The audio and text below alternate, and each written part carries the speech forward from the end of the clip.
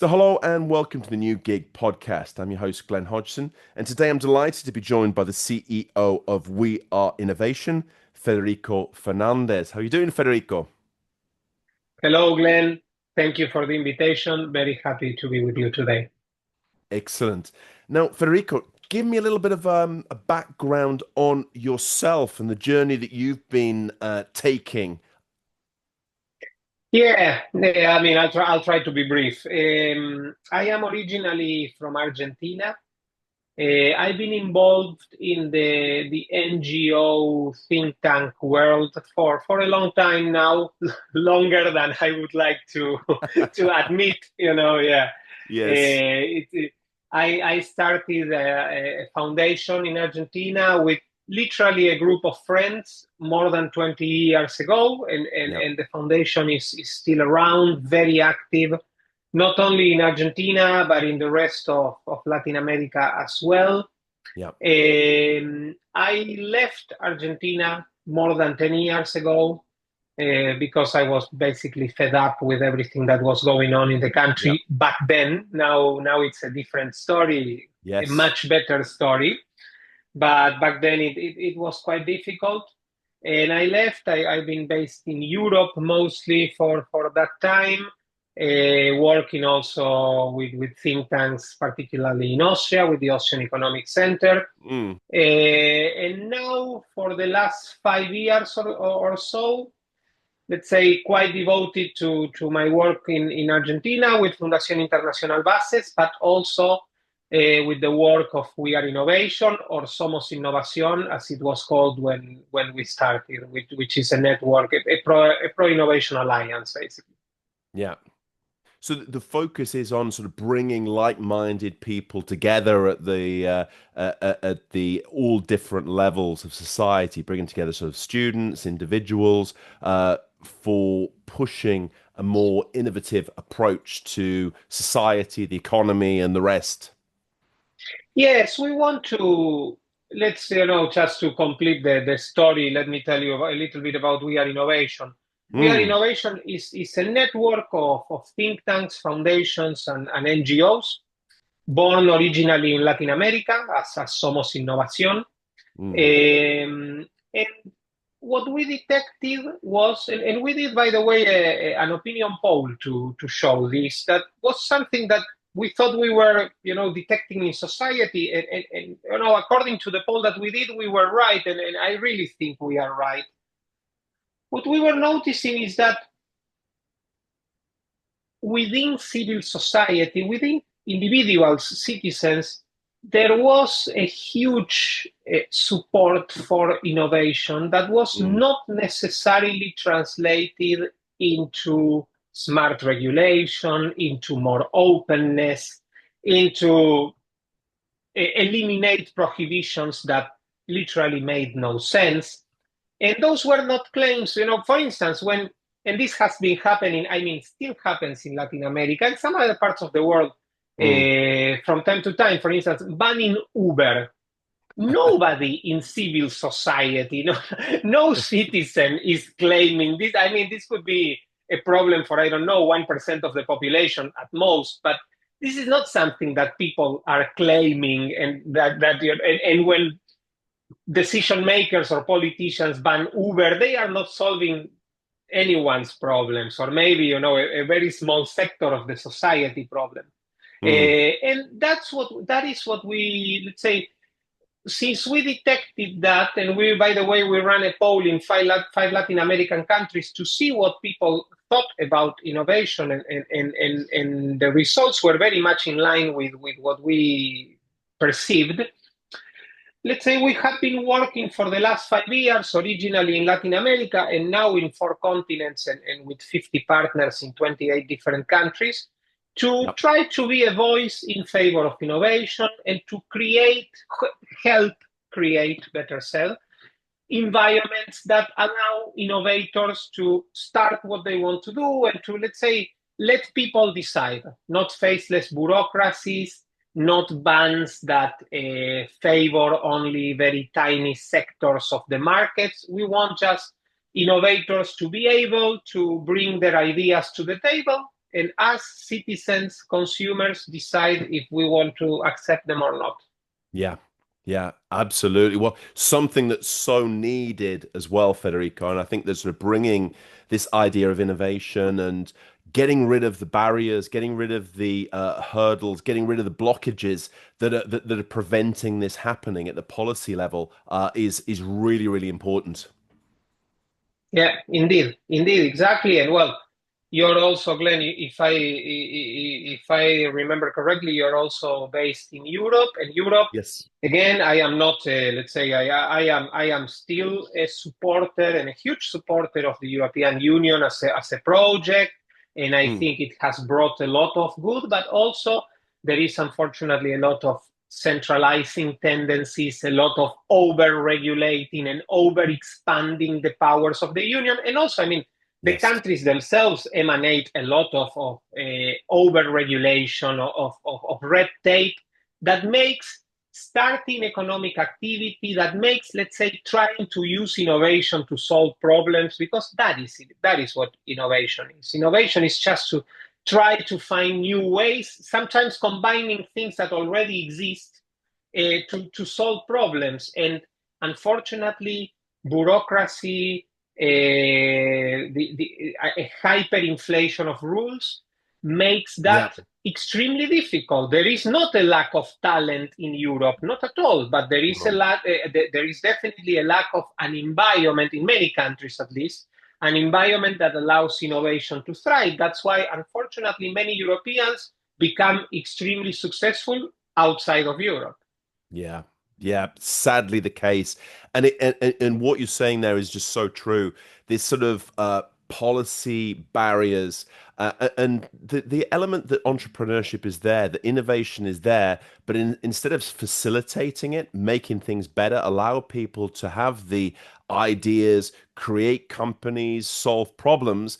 We put all this regulation on top of people that either scares people off or prevents them from actually solving the issues that are needed. And this is something that I think that we need to have more and more of a discussion with policymakers, the politicians, broader society in terms of allowing us to make the best and facilitate the progress that is necessary.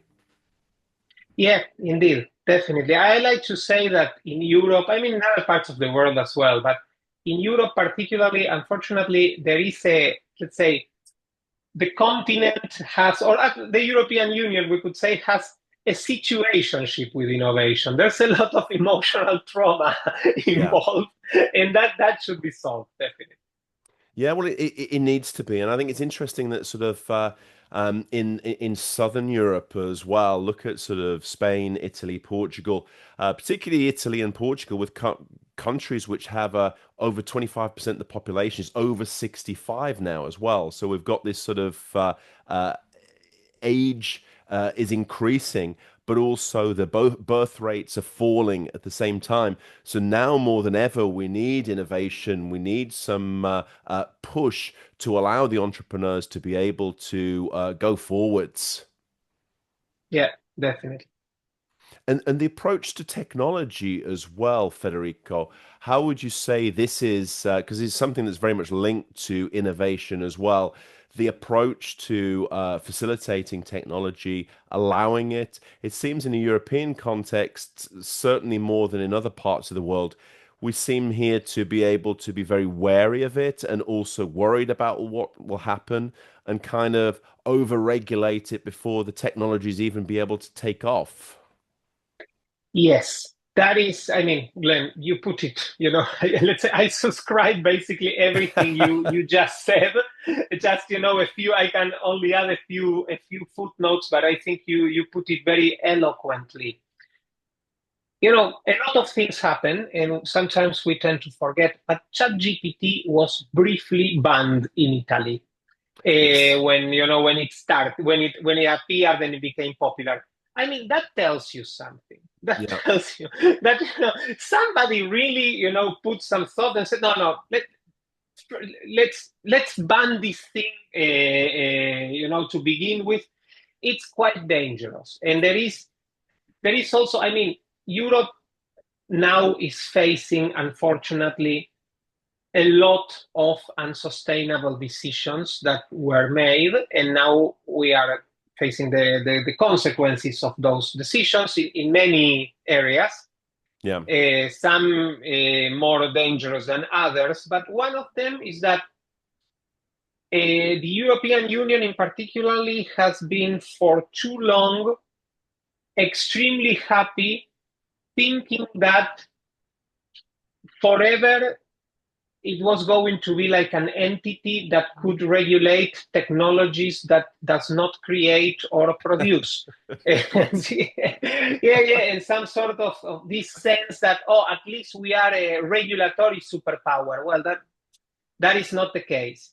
Yeah. The same as, if you allow me the analogy, it was unsustainable thinking that you could be some sort of soft power entity without real power. And, Mm. starting a few years ago, we saw really the reality of, soft power alone is not enough.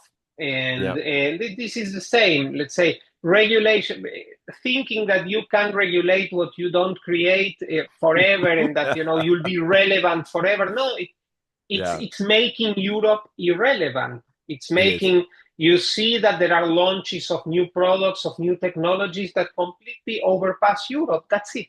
That's what happens.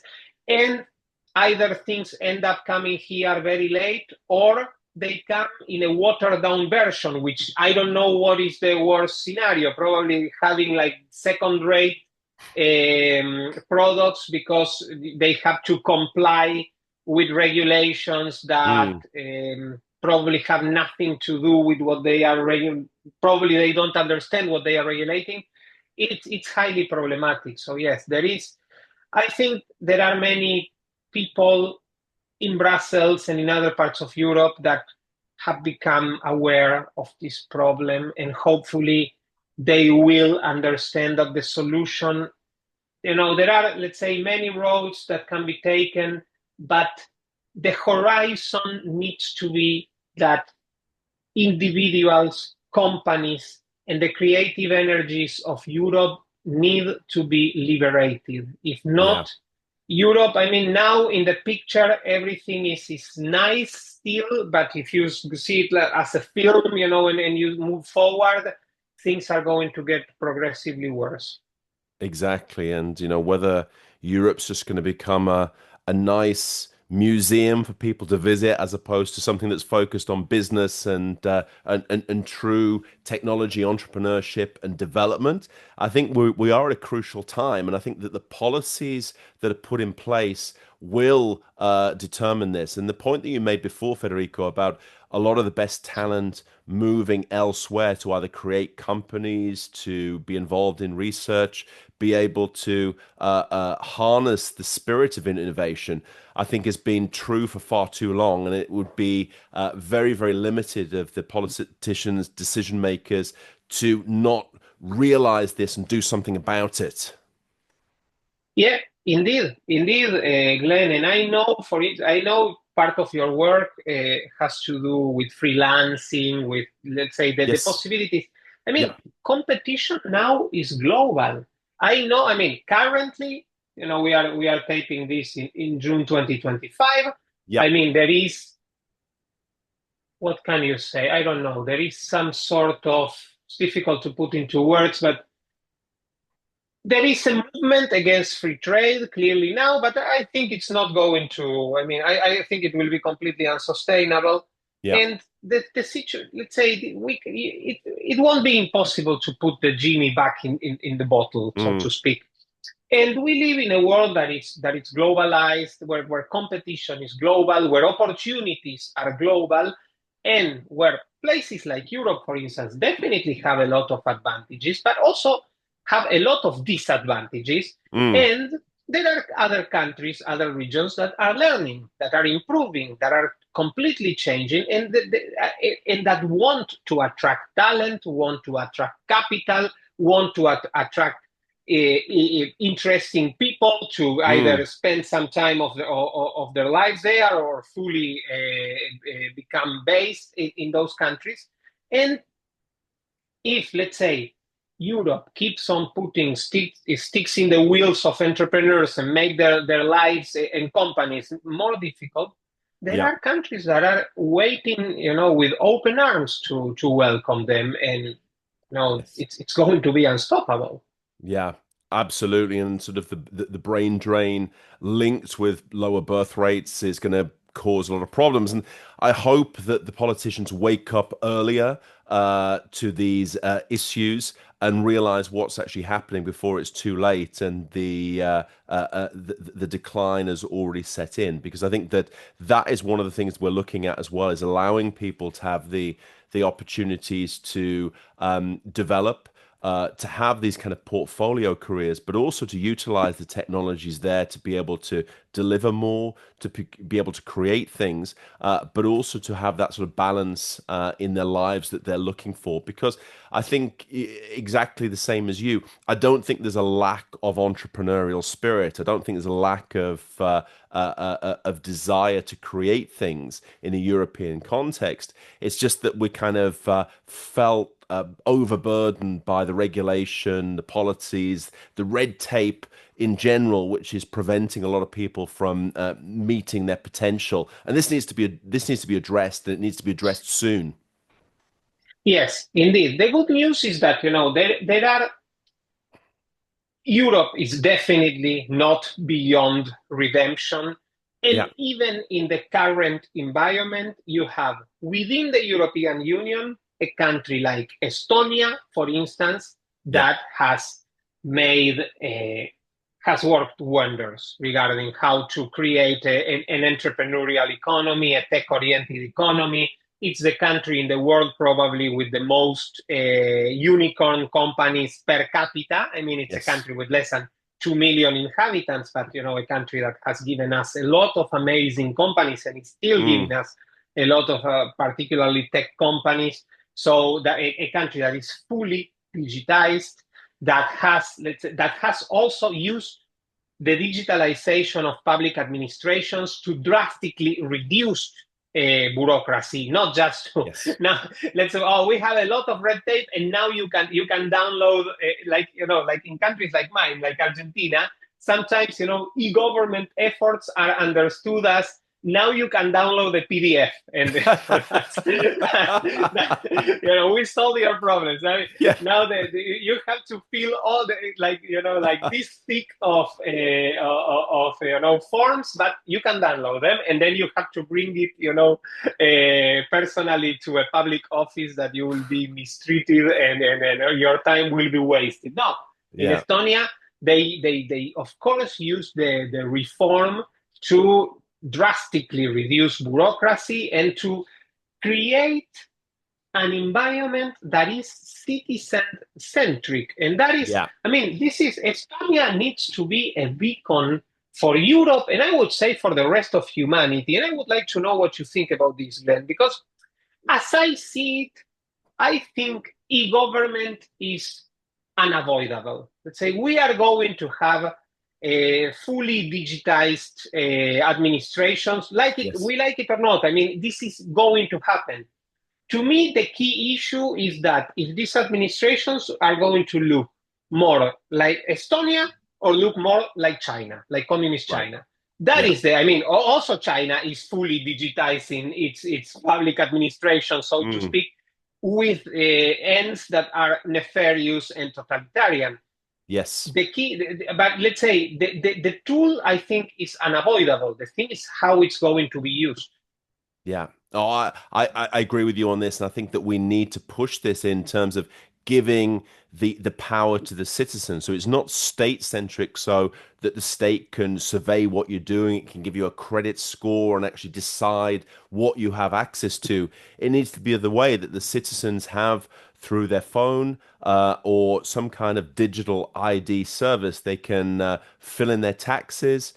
They can be able to sort of order the services that they need. They be able to get sort of involved with the public services, schools, hospitals, all of this should be digitized, that makes life simpler and better for the citizens. And needs to be the starting point. It can't be how can the state control. It should be how can the citizen do more and be more efficient and productive with their time. And I think that the Estonia model is something that we definitely should be sort of following as the way forward. And at the same time as cutting the bureaucracy, as Mr. Malay in your country has made it his objective to follow through. Yes, indeed, indeed. What's going on in Argentina? It's something extremely interesting. Something that if it brings the results that I think it's going to bring, perhaps will rekindle the fire of of willing to reform, to open, to liberate citizens, to Yeah, remove the huge burdens that they had on top of their shoulders. Particularly, I mean, Argentina is going right now through like a multifaceted process of reform. yeah, What is currently being done regarding reduction of regulation of red tape is amazing, and hopefully will be studied and replicated, because yeah. it's something very chirurgical, very precise, Yes. and with the very clear idea to liberate the forces and the creativity of citizens in Mm, Argentina. yeah, That is the horizon, yeah, and eliminate fake privileges that were granted via regulation and legislation. So that is the horizon, and that is where the administration is going. But at the same time, you can only see that Minister Federico Sturzenegger and his team, they are the ones in charge of deregulation. mm, They have also been studying. This is not done like in a way like you enter a place and you start kicking things around. No, no, this is yes, like in other places. yeah, that we've seen. Um, Yeah. this is really, I mean, this is an effort that will give deregulation a good name, not a bad name. Mm, yes. And that's what we need to really set this on the right track again to show that it's a positive thing. Because we've had so much recently about sort of the negativity of how people go in, smash things up, as you say, and then kind of leave, and everyone's left worse off. So that's not a good Yeah. thing. But the structural approach, I think, is important. Indeed, yes, yes, because really, let's say the negative effects that bureaucracy can have on our lives should never be, you know, we should never think that, it's too little what it has on us. No, it's a Yeah. lot. So when a government, when an administration is trying to do an effort to, let's say, liberate people from red tape that serves no one except some bureaucrats and maybe some entrenched interests. Yeah. This should be done in a very clear, transparent, and rational way. Yeah, yeah, absolutely, absolutely. It's the way it should be done. But Federico, I really support the work that you're doing, and I think that We Are Innovation is a fantastic body. Really want to sort of follow the journey and support what you're doing, and look forward to hearing more from you in the future. But thank you for today for sharing some of your thoughts, ideas, and the activities that you're involved in, and look forward to the future. Yes, thanks, Glenn. Same to you. You're doing an amazing job with Free Trade Europe and all your initiatives regarding, let's say, the future of work. By the way, on our website, weareinnovation.global, soon we'll be publishing an article by Glenn about this topic. So, by the way, in weareinnovation.global, people can find our social media, can find what we Yes. do, future events, etc., etc., so they can, let's say, be in touch with us. And yeah, I'm sure there will be a lot of projects and activities in which we will interact. And again, thank you very much for the invitation to your podcast. Well, thank you. It's an absolute pleasure. Speak soon.